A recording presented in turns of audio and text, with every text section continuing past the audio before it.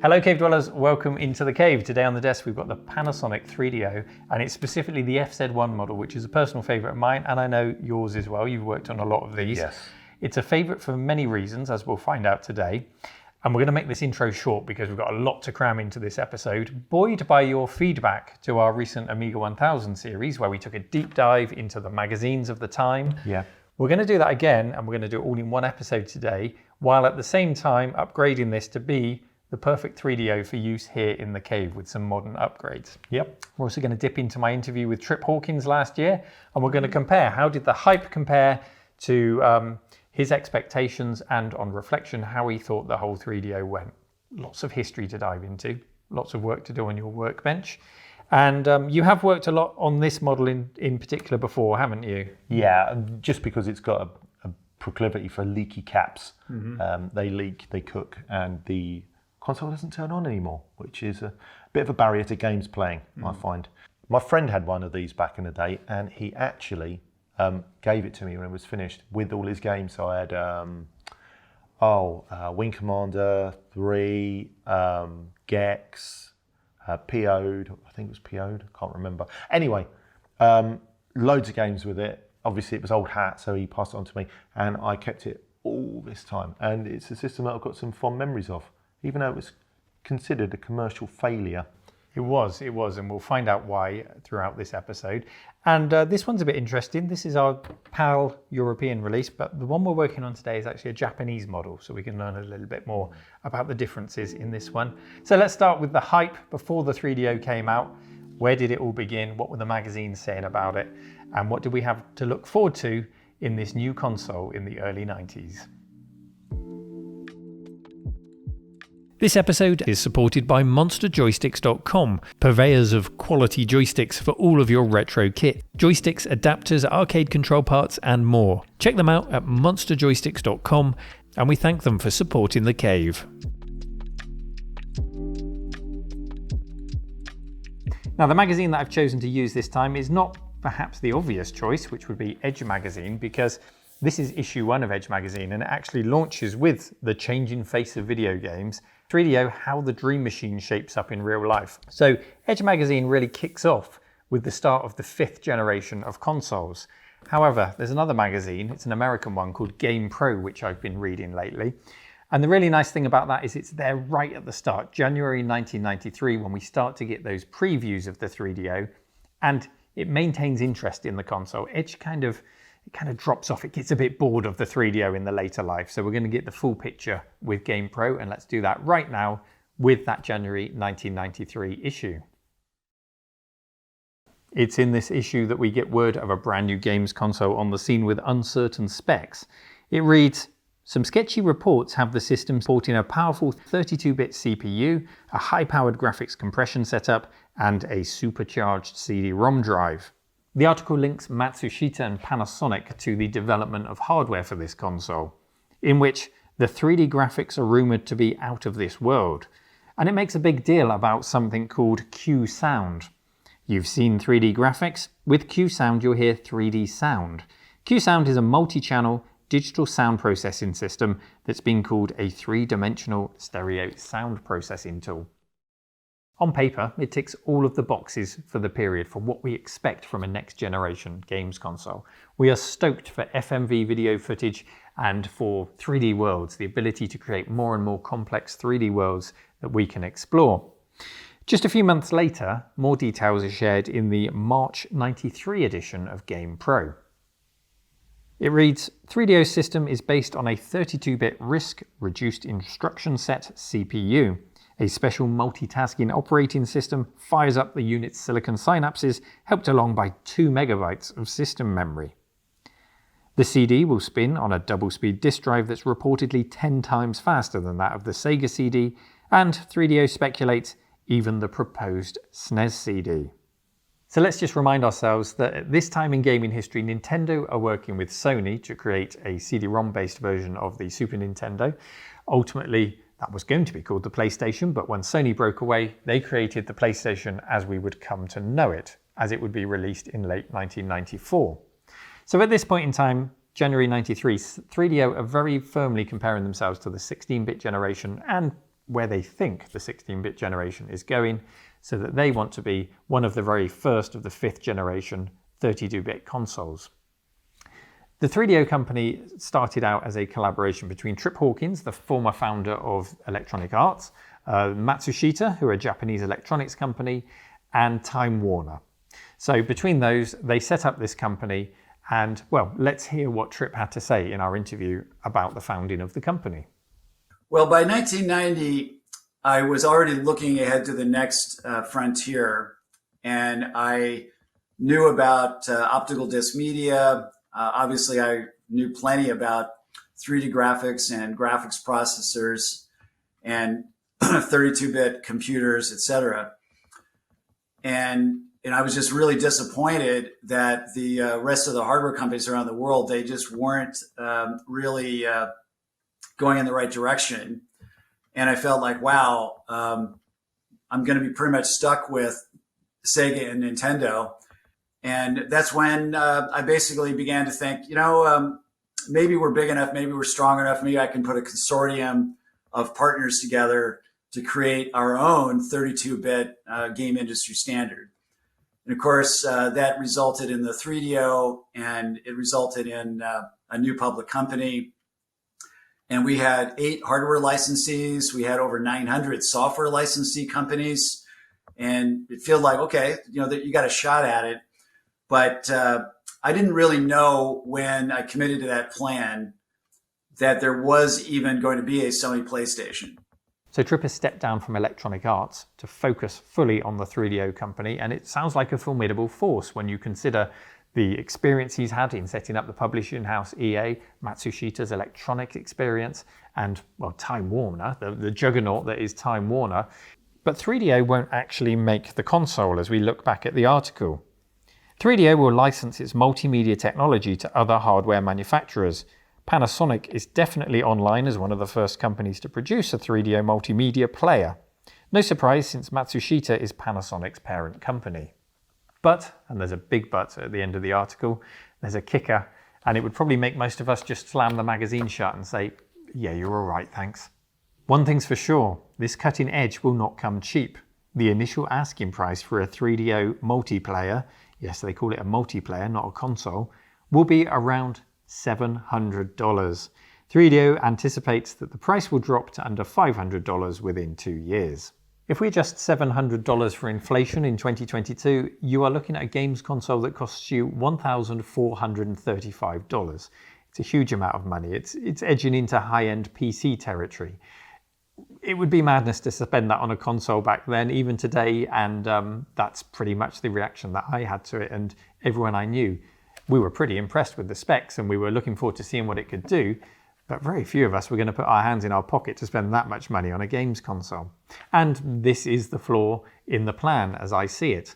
By getting other manufacturers to license your technology and build consoles, they don't then have the ability to recoup the cost through game sales.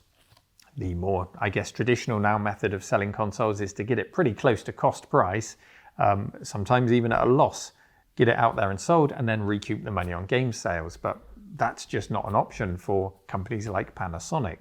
Things are moving fast though. By August 93, we're told that we can expect to see the 3DO on our shelves by around about October of the same year. And game previews start to appear in the magazine. Return to Zork is lined up, an adventure game that's been setting CD-ROM sales alight on the PC, as well as FMV light gun game Mad Dog McCree. From EA were promised John Madden Football, PGA Tour Golf, Road Rash and more, with next-gen enhancements to make the 3DO stand out as the best version to own. It promises photorealistic road effects, realistic digitized sounds, and in the case of John Madden, commentary from the man himself. For console gamers, even for microcomputer and PC gamers, it sounds like a very exciting machine, but that $700 price tag looms very large. A shadow is cast across the 3DO, and we will come back and pick up the story and see if that lifts shortly. But let's first get over to our workbench and look at the 3DO that we've got here and what we're working with. Here on the workbench, then, being expertly handled by Mark Fix's Stuff, is our 3DO. It's a Japanese model that we've imported today. It's a Panasonic Real 3DO Interactive Multiplayer FZ1 to give it its full name, and I really do like the look of it. This machine has seen better days though. The front CD tray bezel has come off, but it's at least present, so we can try and fix that up. Being Japanese, we'll need a step-down converter to test it with our UK supply of power, but we'll fix this as part of the upgrades. Our initial testing shows that the 3DO is trying its very hardest to turn on, but it just keeps restarting. It doesn't get past that 3DO logo. So we do have something to work with here, but it's not in a healthy state. So what's the special thing I keep talking about on this console? Well, not all of the Japanese model FZ1s have this. It's a mode select switch.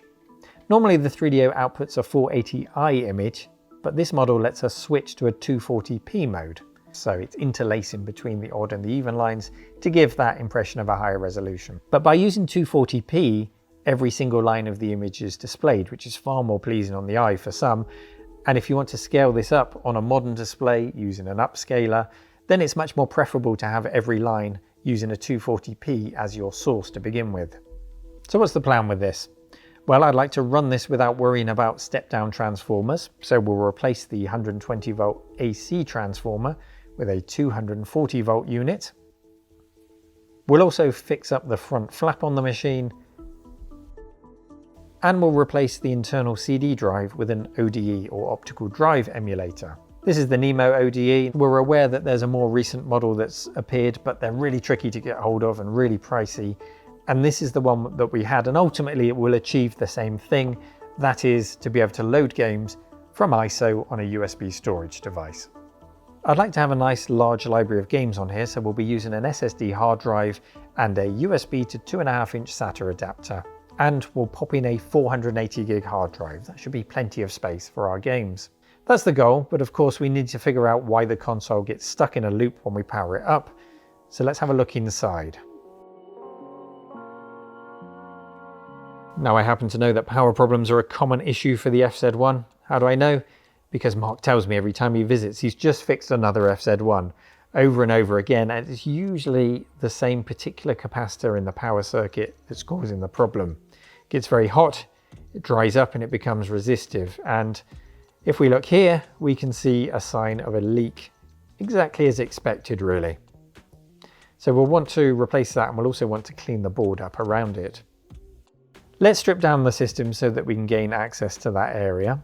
We'll want to remove the old CD drive, which we won't be using, but we do want to keep that safe for parts for future repair works. Just don't worry, it's not going to go in the bin. And with that and some metal shielding out the way, we can get our first look at the system board, which is marked up copyright Matsushita 1994. And we can see the 3DO logo on those custom chips. I don't think it's a coincidence that the 3DO logo reminds me in many ways of the three shapes on the original Electronic Arts logo. And if we look closer, we can see the ARM60 RISC CPU, which runs at 12.5 MHz. The same lineage of CPU as modern ARM CPUs that we see today in our phones, born out of the work of Acorn in the 80s. So there's a very British piece of heritage sat there inside our Japanese 3DO. Incidentally, the custom graphic chips are called Madame and Clio. Looking around the board, the majority of the capacitors look to be okay with no visible leakage, but those in the PSU of course tell a different story. The proximity to the hot voltage regulator is what causes them to degrade quickly.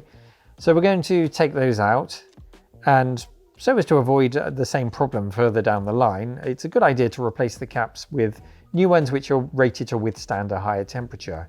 So we're going to go with 105 degrees on that troublesome cap instead of the usual 85 degrees, and hopefully that will help us with the longevity of the system.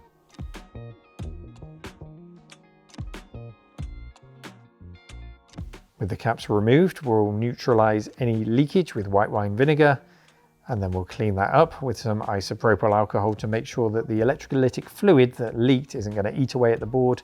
But equally, any vinegar left is not going to also cause damage to the board. We want to get it all cleaned up and looking like new. That's looking better now. So we wanted to try some new caps, but we ran into a slight mistake with our first one. Let's just say a cap ordering mistake resulted in one of the replacements being too large. Oops. However, when we tested that middle cap, it actually tested out well within spec.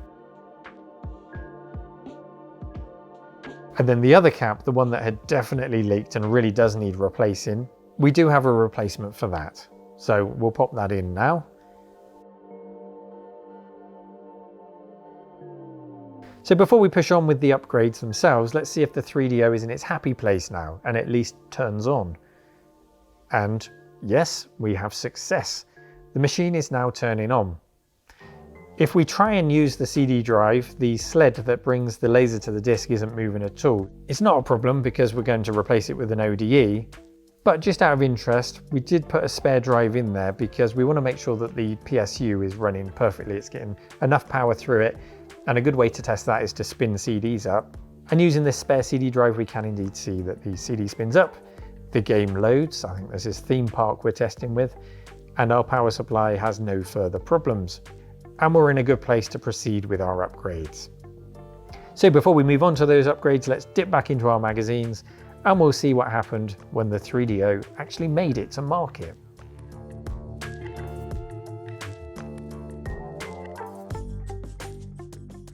We head now to October of 1993 and towards the launch of the 3DO. Let's see what the magazines have to say. Panasonic will be the first out of the chute with a 3DO product called the Real Interactive Multiplayer. So far, Sanyo and AT&T have also signed on as hardware manufacturers. You're going to have to think hard though about a reportedly $699 initial price tag. They've shaved $1 off the price. Does that sway it for you? Well, the console would appear on our shelves in November of '93 and the competition immediately goes on the attack. And it's pretty obvious what the attack vector is going to be. It's that massive price tag. It's also not the only new game in town. Atari has already arrived with its new Jaguar console, and in November's issue of GamePro, we start to really dig into the next generation of consoles. Atari's 64-bit Jaguar is on the prowl at $200 it reads, although I think the initial retail price was $249. And also a new Nintendo console is in the works. Nintendo and Silicon Graphics have promised to make their 64-bit Project Reality a reality at under $250. This would be the N64, of course, and there's also mention that Sega may have already thrown its hat into the high-bit systems ring. With news like this, it's just common sense to sit tight and wait to see which console manufacturer will become the victor of the 5th generation of games consoles, or at the very least wait for consoles to come onto the market so that they might apply pressure to 3DO to accelerate any price drops for that console. But, and this may have been you, I'm sure there were plenty out there who had money burning a hole in their pocket, who wanted to be early adopters and were just too excited to wait, and that's fine too. In the magazine though, the gloss starts to give way to the cold hard fact of a product that's gone to market. And in December, GamePro reports, Trip Hawkins originally promised 20 carts. I'm not sure why they're referring to carts and not CDs, but anyway. There will be only 12 to 18 games available by the year's end. Crash and Burn was the only completed disc at press time. It concludes, still stoked on 16-bit? Then you don't need this system unless you've got money to burn. Take a wait-and-see attitude. If enough games are out by spring, take another look at both 3DO and Jaguar. We will. It's a fair assessment, I think, and the Atari Jaguar gets the same treatment, with both consoles receiving a thumb sideways in the magazine. It's not good, it's not bad, it's just somewhere in the middle according to them. And now we drift towards 1994, which is a make or break year for the 3DO. Remember, the Sony PlayStation and the Sega Saturn will appear towards the end of '94, so the 3DO really does have the best part, in fact, a little over a year to get its house in order and make sure it's in a competitive position to take on those consoles when they arrive on the market. There's also some glimmer of good news in this issue where we find out that Accolade has now signed up to create games for the 3DO, mostly sports titles, but hey, they're popular. But in that very same issue, the ripples of a poor launch for the 3DO are being felt. 3DO sales slow, stock suffers. Because of the slow sales of the $699 3DO system, stock in the 3DO company has plummeted from over $37 per share in November to around $23 per share in late December. The company remains optimistic, however, and claims that more than 100 additional software companies have signed licensing agreements since the first system made. With those 100 additional developers, if we're to believe the lines that are coming out of 3DO, they now have over 500 companies working on games for the console. Now let's just suspend our belief for a moment and let's just say that's fact. If they would all just bring out one game for the 3DO, you would have a games library that couldn't be ignored. It would take up a huge amount of shelf space in every shop, it would fill every magazine, and it would be the console to have. But clearly, that wasn't the case.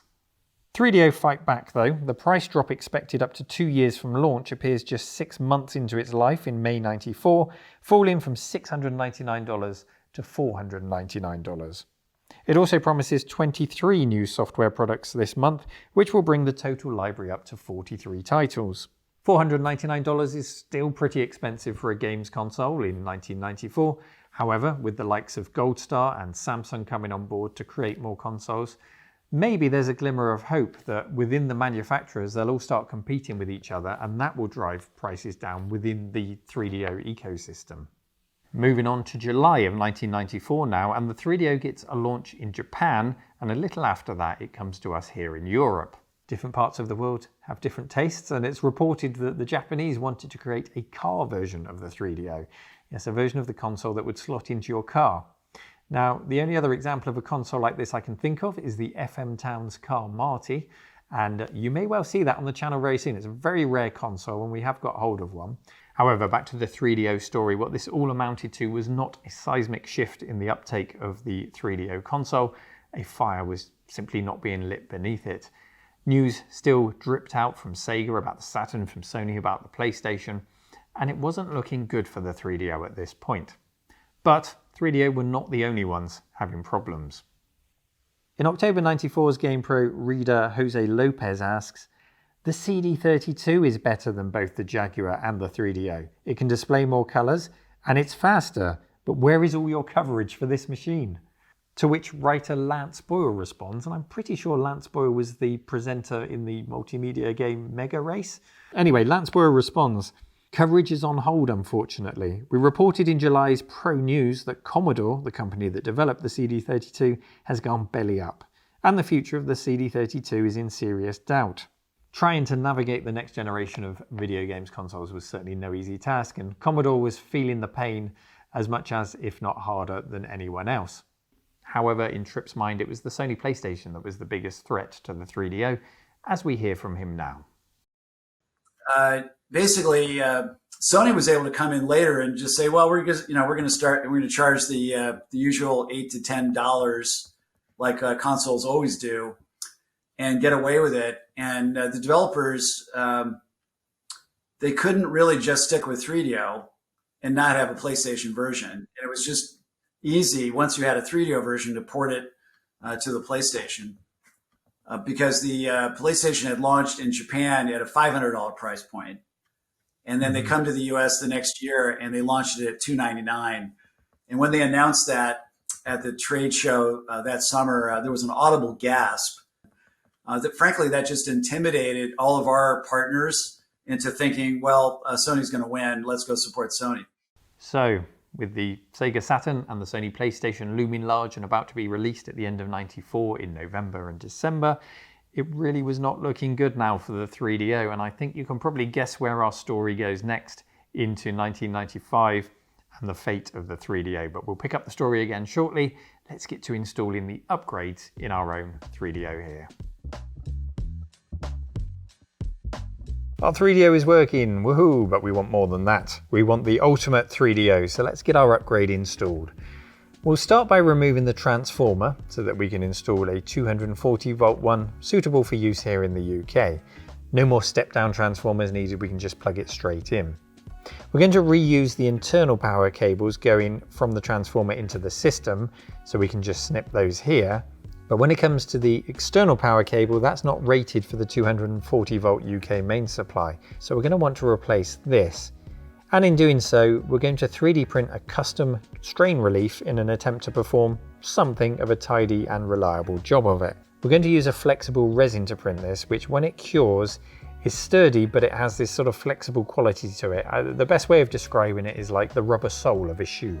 Mark designed this himself, and I know he's going to share a link to it in case anybody else wants to print one themselves. And here is a plate of them printed. We've even printed some spares. So let's slide that onto the new power cable.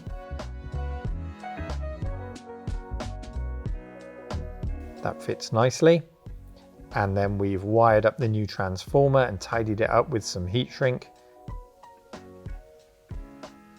And then we just slot the cable in using that strain relief, and I think that's a pretty nice job you've done there, Mark.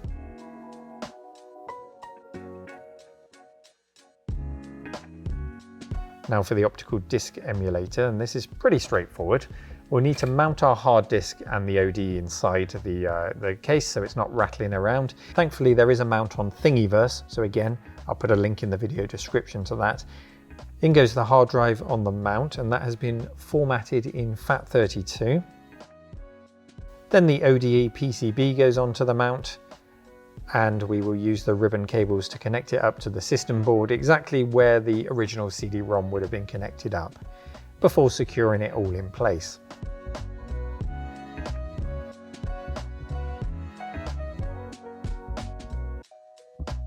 The hard drive is connected to the ODE using the USB adapter that we showed you earlier, so to add games, it's as easy as plugging that USB cable into my laptop instead of into the ODE, copy the games across, unplug it and plug it back into the ODE. It really is that straightforward. So we'll tuck that cable away. And finally, the last fix we want to do is to make the CD-ROM drive fascia look much nicer, hold it in place after it broke off originally. And again, another 3D print comes to the rescue here. And that holds that firmly in place, so when we put the lid on our 3DO, nobody would ever know that this is now the greatest 3DO you could possibly possess with all those upgrades in there. It just looks like it's stock and bog standard, and I like that. It's like a sleeper 3DO. And it has now become the perfect way to explore the library.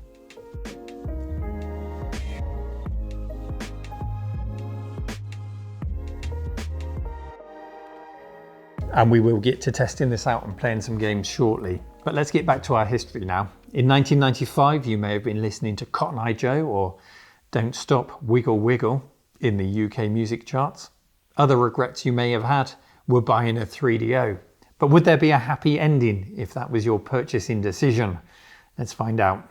In now to 1995, and the competition's artillery is pointed firmly at the 3DO. It's fighting for its very survival up against the Saturn, the PlayStation, the promise of the Project Reality or the Nintendo 64, even the Atari Jaguar. There are decisions to be made as to which camp you want to pitch tent in for your gaming goodness in the 5th generation. However, the way that the 3DO is approached, licensing out its hardware for anyone to make, does result in some interesting things such as this. This very busy advert is for a 3DO on an expansion card for your PC. It's called the 3DO Blaster by Creative Labs.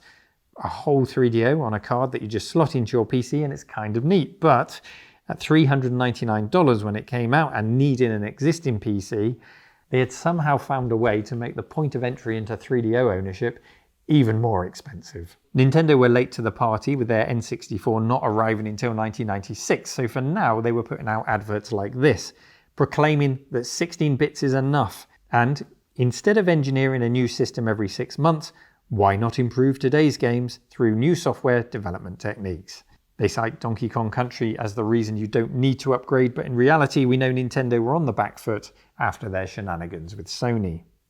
With games appearing on the Sega and the Sony platforms, such as the port of the arcade smash hit Ridge Racer, it's really hard for the 3DO to keep up, and so Tripp fights back with the promise of an upgrade to take the 3DO from a 32-bit to a 64-bit console.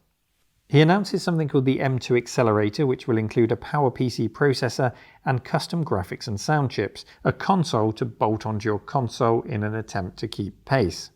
And keeping pace is something that the 3DO is struggling to do now. In December of '94, they dropped the price of the 3DO. It's now $399 for the console, still $100 more than the launch price of the PlayStation when it arrives in the US, but it is in line with the launch price of the PlayStation in Japan, so there is some parity being reached there, even though the PlayStation then finds some wriggle room to drop it down to $299 when it comes to the US later. Super Street Fighter 2 Turbo would be announced in this December issue, also for the 3DO, in what would become the definitive port for the period. It's a brilliant version of Street Fighter 2.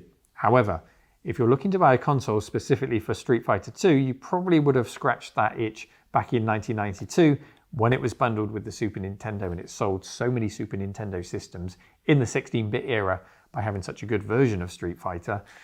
You probably would have been there and done that, and you weren't going to buy a 3DO specifically for Street Fighter 2. You're looking for the next big thing, the next gen fighter. And Street Fighter 2 wasn't going to repeat the success of the Super Nintendo.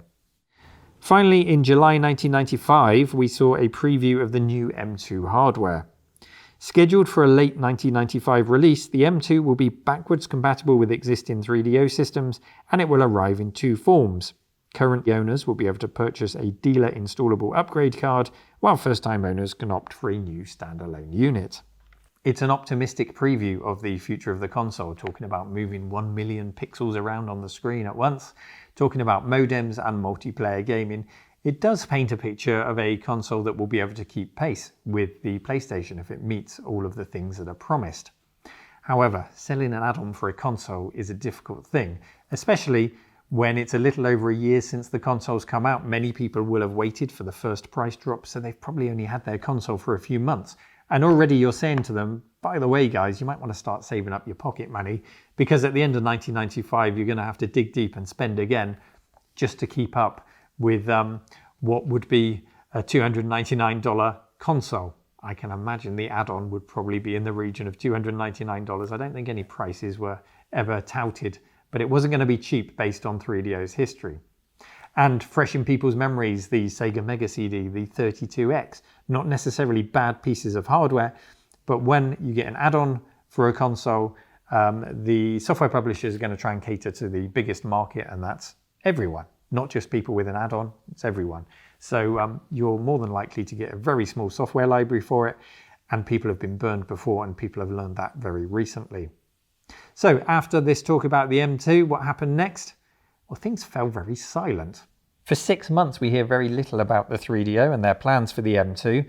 That is until February 1996, so we've passed the initial late 1995 expected release date for the M2. The recent sale of 3DO's 64-bit M2 technology to Matsushita Electrical Industrial Company, or MEI, the parent company of Panasonic, Technics, and Quasar, put 3DO in a much stronger position in the next generation system battle. The deal calls for MEI to pay 3DO $100 million for M2, which MEI plans to use to develop a 64-bit upgrade to the 3DO, a separate standalone 64-bit system, and other consumer electronic products. So naturally, when I had the chance to speak to Tripp, I asked him why he chose to sell the hardware assets at this time and what he made of how the new owners handled them.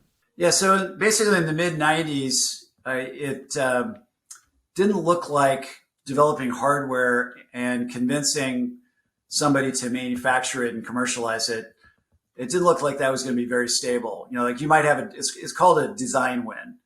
Right. So in those days, if you were, an early company with a small team that decided to do a graphics chip, your idea was to find one manufacturer that would make it and put it in a commercial product and do a lot of volume. And PC cards with a graphics processor, they were becoming a big deal, and so that was one way to become established. And then it's harder to get a design win if you're trying to get it into a console, because maybe Sony wants to make their own graphics processor, and maybe they're going to switch horses from time to time, and it's just not something that's all that reliable because they're trying to hit really low price points. And it just didn't seem like a particularly stable business. And so it was time to just get our hardware business sold, and we sold it to, some parts of it were sold to Matsushita. Most of it was sold to Samsung. Right. And to use that capital from that transaction to expand on the game studio that we already had and have it become a developer of PC and Sony PlayStation games. Stuff got built on it. There were some commercial applications that Matsushita actually released and used in Japan, like kiosks and airports. But clearly Matsushita, even though it's at that time they were the world's largest consumer electronics manufacturer, but they didn't really understand software and they didn't really understand entertainment the way Sony did. And Sony was way more comfortable understanding and quickly planning out a strategy on how to execute in the game industry successfully in a way that, honestly, for Matsushita, I think it was just intimidating. And they just looked at what Sony was doing and said, no, we don't want to try to fight with that. Surprise, surprise, the M2 would never see the light of day. And do you know what? In the face of what he was up against, I think Tripp probably made the right decision to sell at that point, take the reported $100 million, and move back to what he'd been so successful with when he set up Electronic Arts Software Publishing. And we would see the 3DO label on games for years to come across many platforms, tapping into the success of those platforms without having to worry about developing the hardware for them. 3DO was a games company once again. However, in every failed console or technology company story, there's always a what if, isn't there? And I had a chance to ask Tripp, what is your what if? How could things have been different? If somehow we had done everything a year earlier and we had hit games at the launch in 93 and had been more patient about being able to line up the hardware launch with the hit games and then had that much more time before PlayStation showed up, okay, that would have made it more interesting. And, I think it's even possible that Sony, if we had had a bigger lead, because Sony did come and talk to me and they didn't reveal what they were doing. Right. But I got the impression, because Matsushita and Sony, they're very close. They do talk to each other and they have collaborated on standards many times.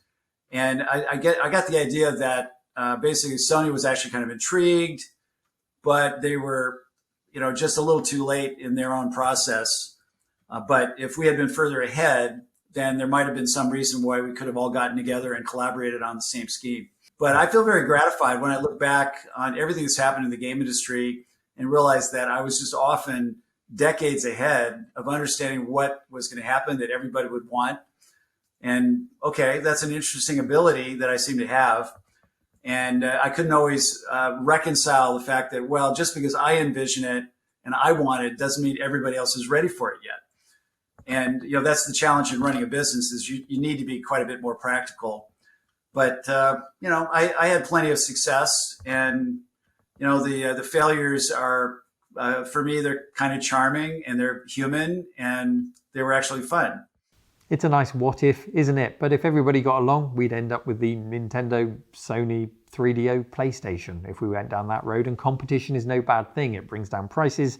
It drives ever harder the power of the consoles that we get to play with. And not everybody can be a victor in this game. So 3DO fell by the wayside, and the rest is history when it comes to the success of the Sony PlayStation in the 5th generation of games consoles around the world. So I guess it's time to see our 3DO in action now, with all of those upgrades installed, and see what that special switch does on our Japanese model that makes it so desirable. Let's spend some time using our 3DO.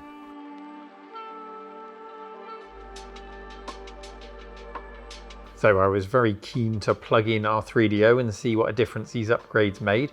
I paired it with a Sony PVM because it supports 60 Hz, of course. It's a Japanese console, so we need that. Anyway, when you first turn it on, it very quickly jumps into this blue screen. It's not exactly a very exciting screen, but it's perfectly functional. And that's the contents of your hard drive. We just use the joypad to navigate through all of the folders, and then we pick an ISO. Now I have got some Q files on here. They're not supported. It will just crash the system if you try and launch a Q file. So making sure to pick an ISO, I loaded up some games. Some of the games I tried were Crash and Burn, which I understand from reading the magazines was the first game to come out for the system. It's a fairly average racer with shooting elements and extremely dodgy accents. G'day, mate. Nice day for a thrashing, eh?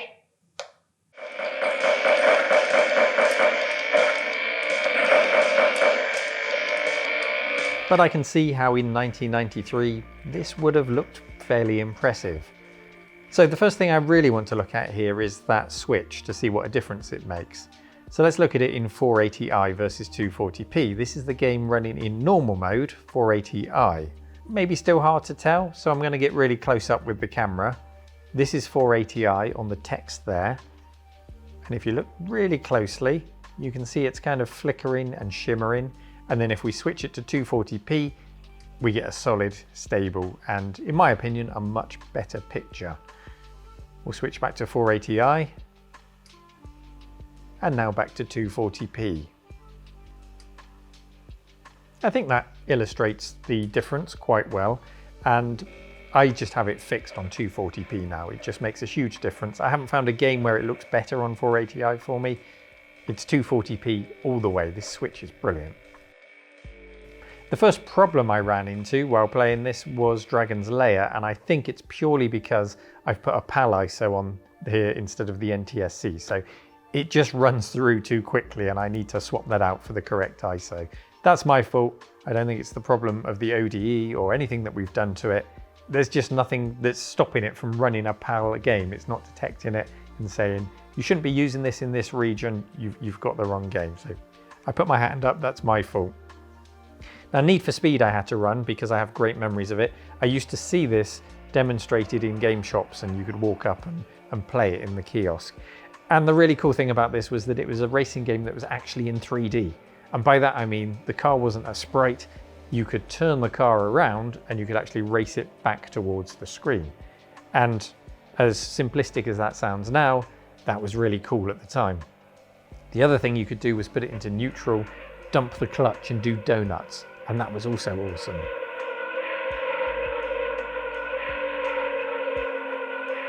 The game also has plenty of FMV thrown in there, which is quite impressive.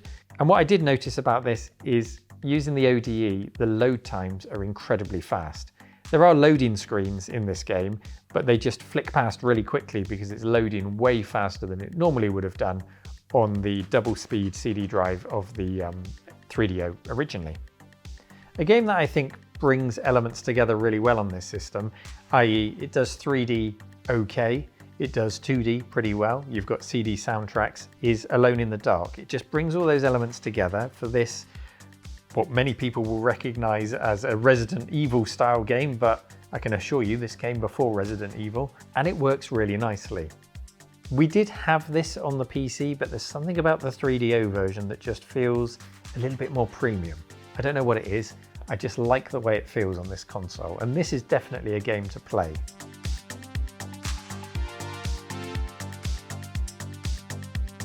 I wanted to dip into the FMV a bit more, so one of the games I tried was Mad Dog McCree, and I quickly found out that this, like many other ports on many other consoles, is completely unplayable when you're using a joypad. You've really got to get the light gun for this, and that's tricky because in the modern day, finding the light gun for the 3DO is hard, and when you do find it, it's over £100 to get hold of one now. They're really rare.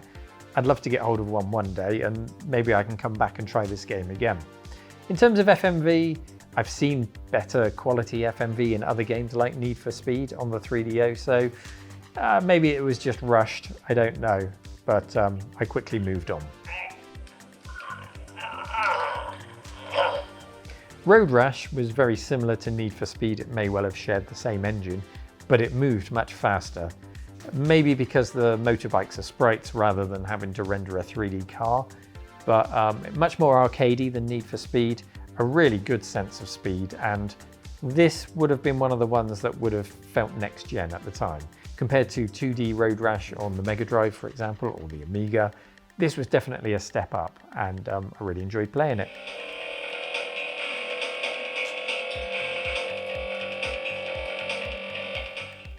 When it comes to 2D, Super Street Fighter 2 really shines. The control pad that came with it is really fiddly to use. It's not a 6-button pad, so you're using the 3 main buttons, and then you're using one of the center buttons and the shoulder buttons. It all gets a bit fiddly to use all of the moves, but there were 6-button pads available, so you probably want to buy one of those if you're really into Street Fighter. Gex, it's a nice example of a 2D platformer, definitely a step up over some of the things the 16-bit platformers were capable of in terms of graphics, if not necessarily in gameplay. It's not a bad game, but those 16-bit consoles were really smashing it at the 2D platformers at the time, so it wasn't going to be a system seller. But in the modern day, it's nice to go back and play a bit of Gex. What I found playing these games is that the 3DO always feels like it's on the edge of finding its sweet spot, always on the edge of showing you greatness. It's great at 2D, but it needs more than that. It's pretty average at 3D. I'd probably compare it to something like, well, if we use Need for Speed, for example, maybe a 486 DX266 at the time, which even at $700 is impressive because it would have cost you a lot more than that for that kind of PC. It's perfectly capable of FMV, but what's the perfect game for that? I think, as I mentioned earlier, Alone in the Dark comes closest at bringing the elements together of where this console shines, but maybe for FMV it's something like interactive game shows. And maybe if you combine one of these game show type games with the 8-player support, you could have a really good couch gaming experience on the 3DO. So I think it has its strengths. I think I need to explore the system a lot more, but I'm really pleased that by fitting this ODE, that's going to be an easy thing to do. Maybe you can give me some recommendations in the comments of games to try. And I'm confident that by having that 240p switch, I'm enjoying these games in the best possible way that I ever could. So it's a big thumbs up for me for this upgrade, and big thanks to Mark Fixes Stuff for helping me out with it.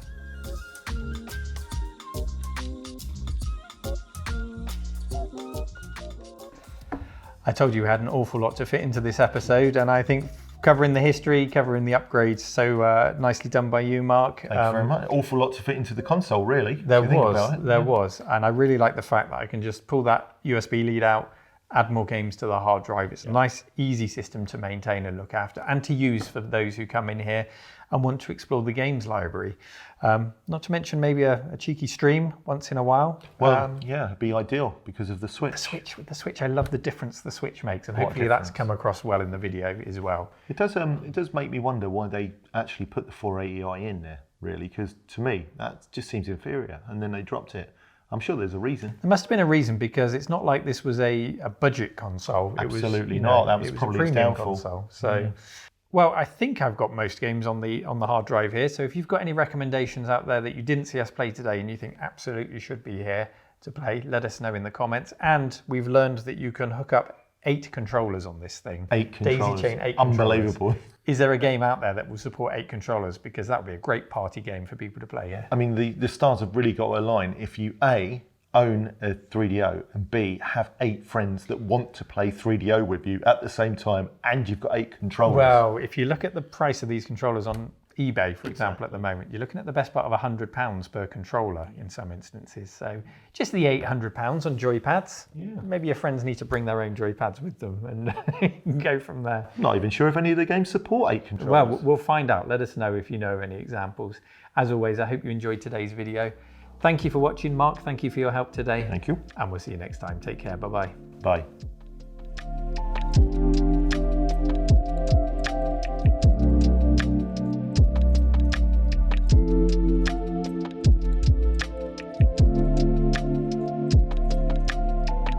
Thank you for taking the time to listen to today's episode. If you enjoyed it and like what I do on the channel, join the official Cave Dwellers over at patreon.com/RMC Retro.